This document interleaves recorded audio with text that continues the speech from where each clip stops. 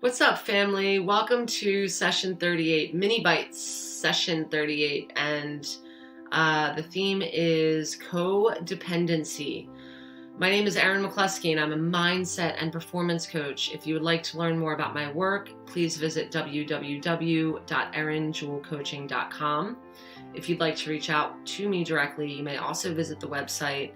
It's erinjewellcoaching.com, erinjewellcoaching.com. So codependency, this is a big topic. It's an important topic.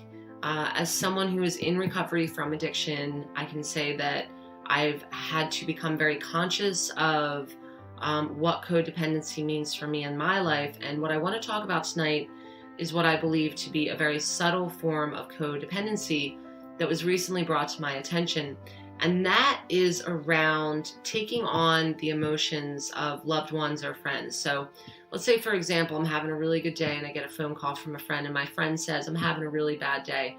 And I get off the phone with that friend and all of a sudden I'm having a really bad day. This is a sort of simplified example of where I'm going with this. That is me acting in a codependent manner, where basically the feelings of others dictate how I feel. I was not previously aware of this, and this can be pretty tricky, in particular when we're dealing with people who are really close to us, really close friends, loved ones, family members, coworkers even, where it can be very difficult not to associate with and attach to the experiences, emotions, and circumstances of those individuals in our lives. But it turns out it's a form of codependency.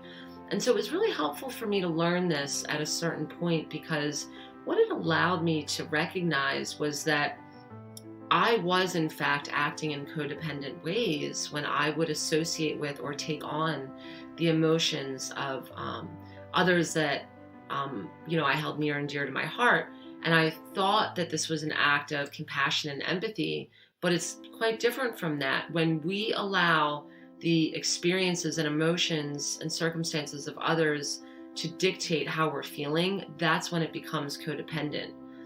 There's certainly nothing wrong. So before I go there, it can be considered a codependent behavior when we take on or when we start to act on the experiences or emotions of others. Now, that being said, once I recognize that, what that's actually allowed me to do is it's allowing me to actually be present for more people in what I believe to be more powerful ways. So I can actually now hear sort of the greater challenges that people are facing in life, because I'm not associating or attaching to these emotions like I used to in as much of a codependent way, which allows me to hear the other person, share the experience that they're having, have that friend call me up, say, I'm having a bad day. I get off the phone with that friend, and rather than say, essentially, now I'm having a bad day, I instead pray for that friend.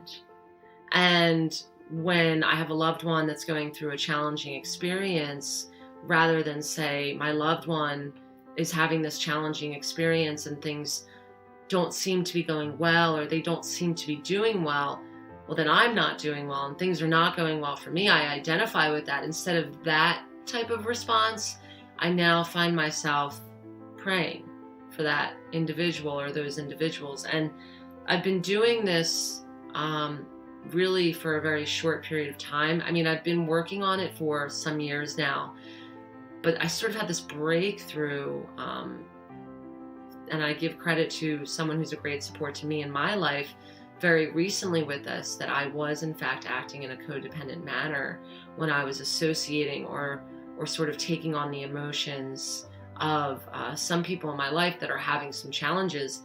And, I'll just kind of wrap it up with, by recognizing that I don't have to feel the way that other people feel, as trivial as that sounds, I've done that. It's allowing me to be present for more people, number one. And number two, by recognizing that this is a type of codependency, I've actually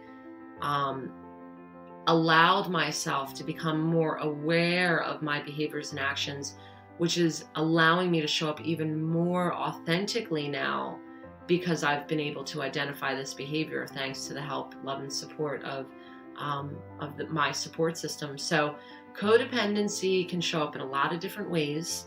And as I feel, and my intention with all of my mini-bytes sessions are that there is not any judgment. These are just simple reminders and messages, and however they resonate, they do. But if you do find yourself sort of attaching or associating strongly in a way that sort of takes you down with the experience that other person's having, it might be an opportunity to reflect and say, is this a behavior that's codependent, or is this compassion and empathy? So thanks so much for your time. Love you all. Until the next time.